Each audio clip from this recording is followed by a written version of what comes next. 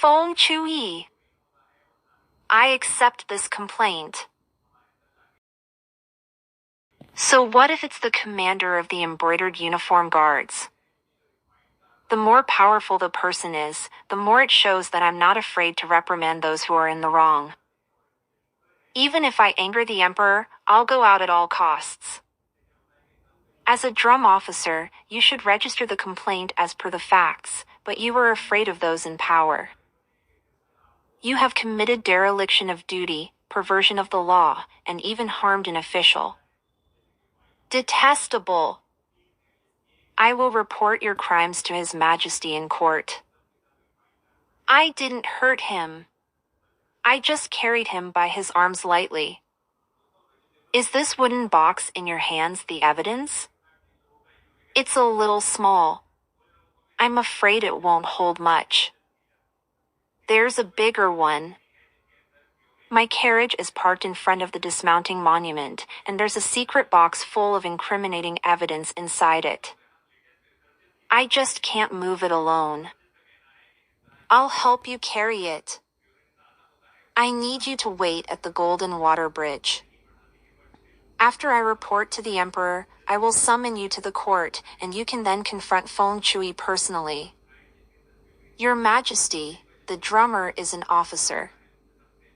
The person he intends to complain about is a powerful officer of the court.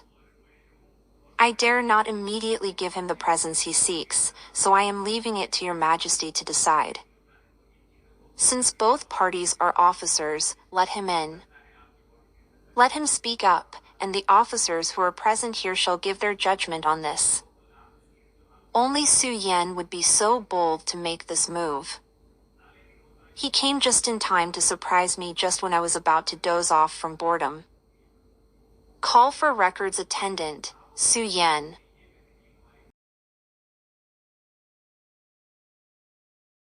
Su Yan, do you know that the drum can only be sounded when there's a great injustice or confidential matter to report? I'm aware of that. You may rise. What kind of injustice have you received?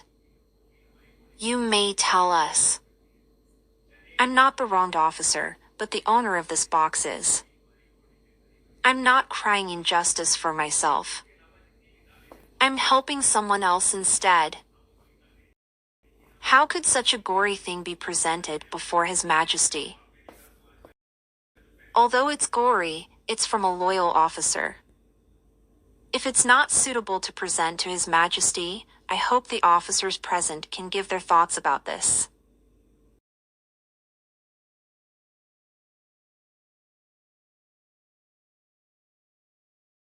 Your Majesty, it's a cut tongue.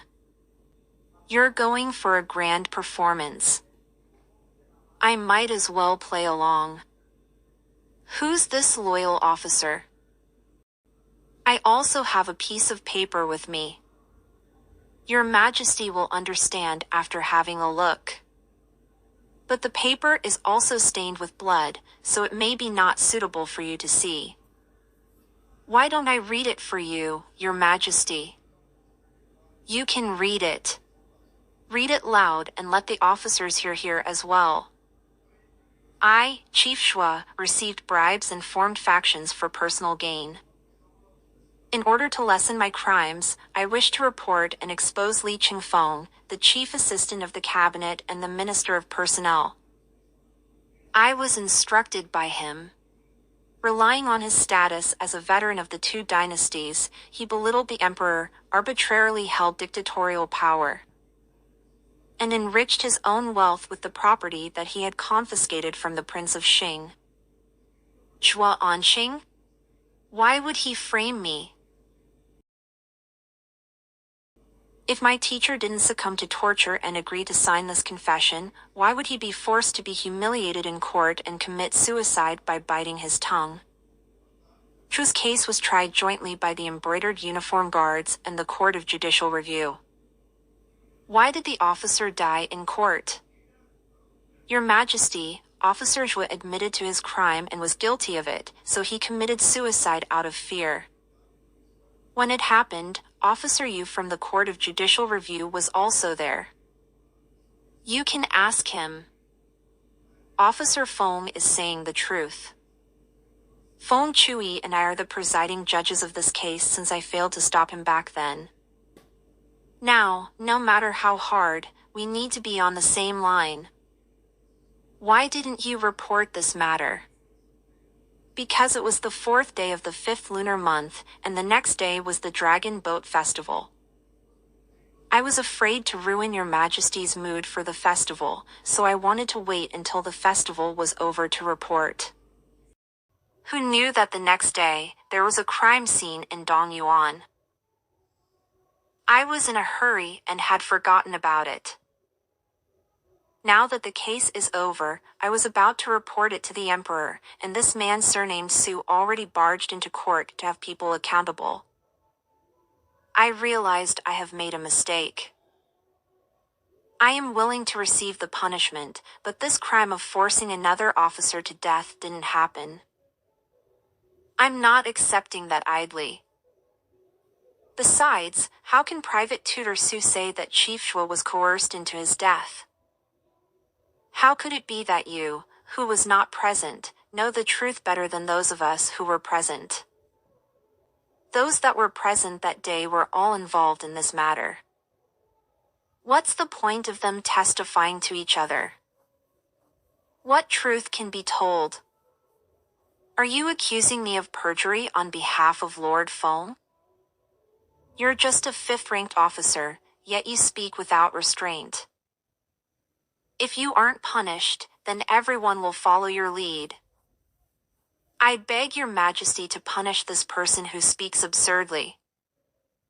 Since I, who wasn't present, have no right to speak, why don't we invite another witness who was present? Go ahead! Anyone who was present then would be an embroidered uniform guard or an officer from the Court of Judicial Review.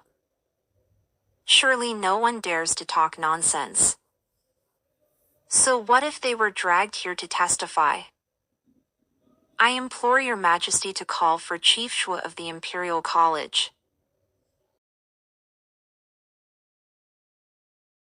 Hasn't Chief Shuo bitten his tongue? How do we call him? Is he alive or dead? What's going on? Dear officers, there's no need to speculate.